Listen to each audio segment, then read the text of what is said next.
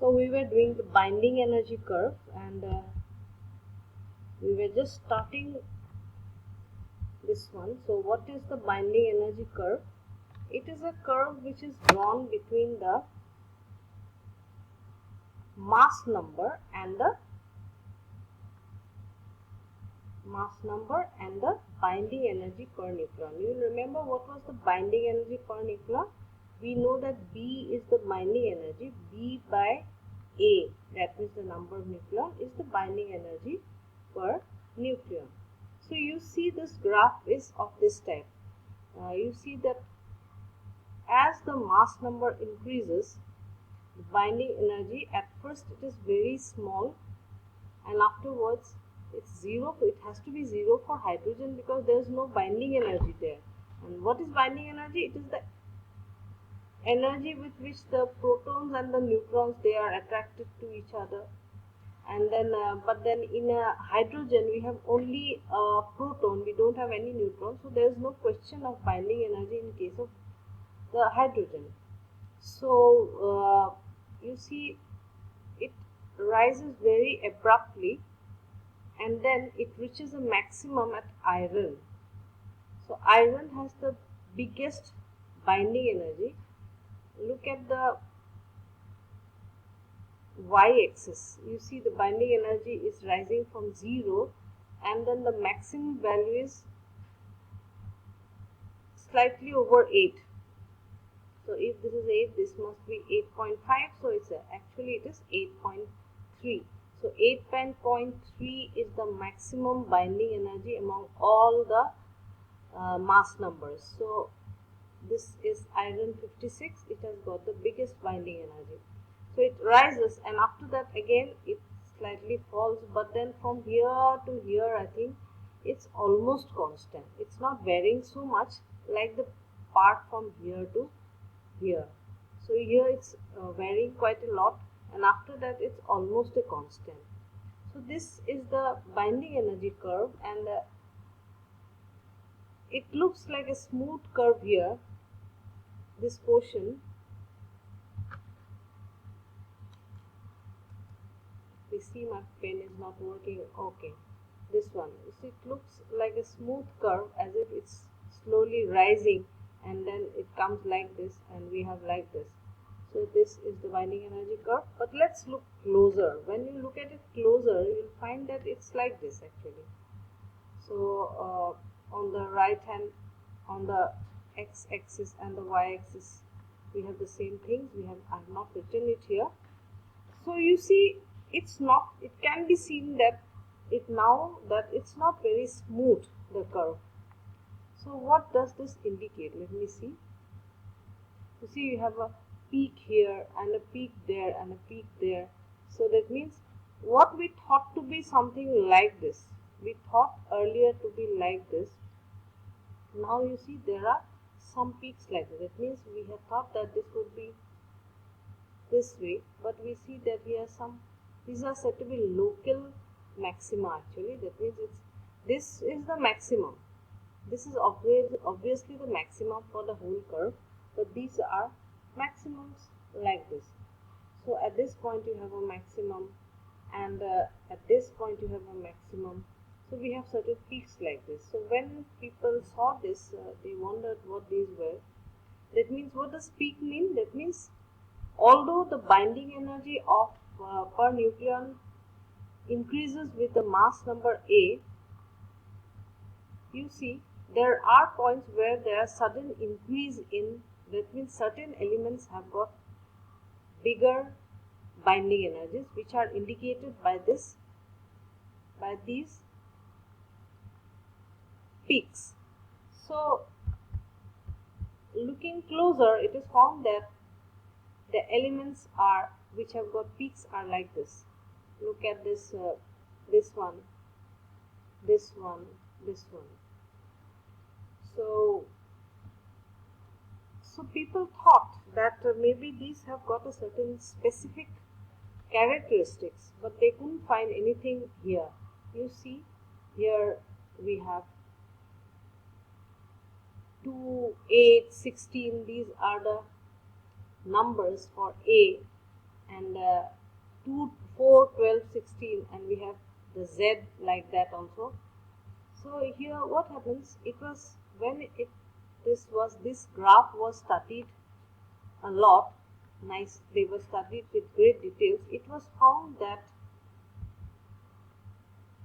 those elements which had n, what is n? The number of neutrons, and Z equal to these numbers, they showed a remarkable stability. Stability means what?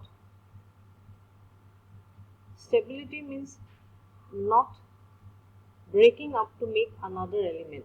Now let me make myself clear. Suppose I have got any element with Z is equal to, suppose Z is equal to 4. So in this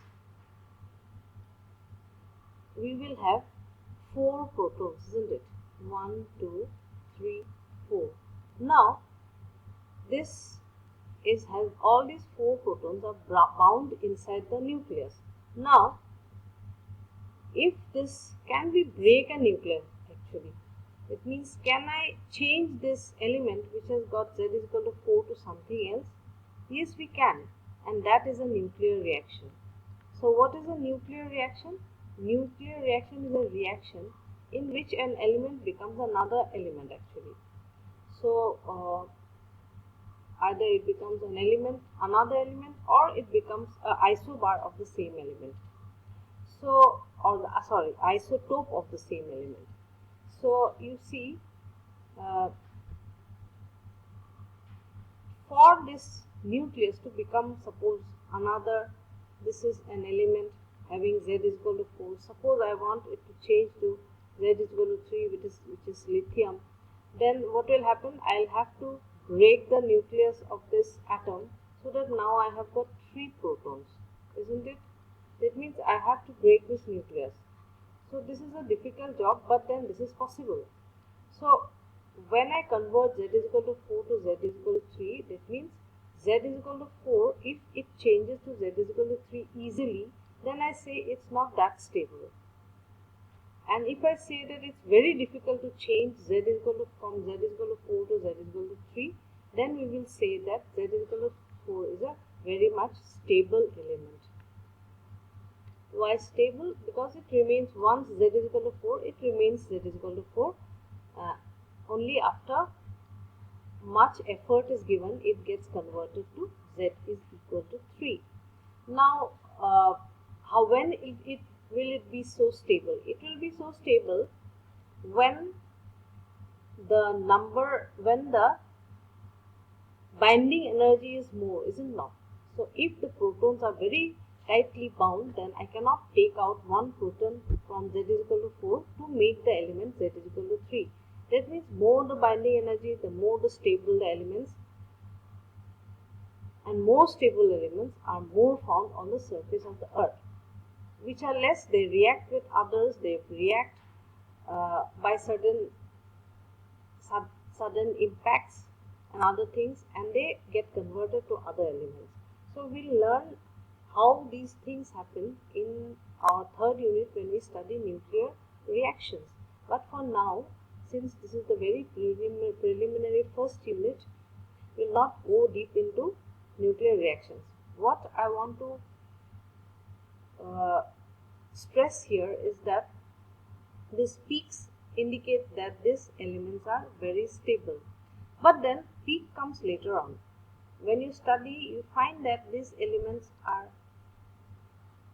found abundantly in nature. Which elements? For elements having Z and N equal to 2, 8, 20, 28, 50, 82, 126. They are found abundantly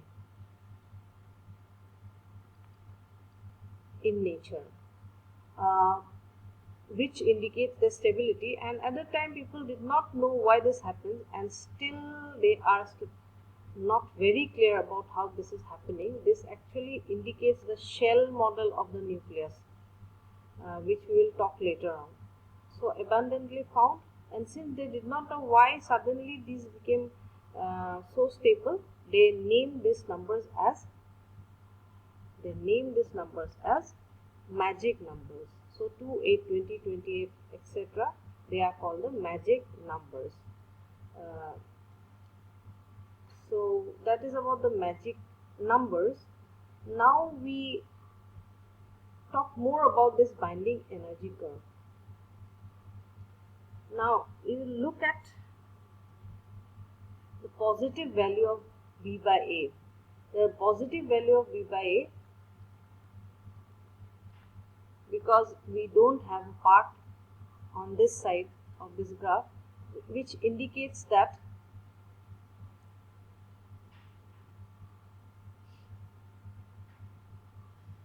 the nucleus is a stable thing, the stability of the nucleus.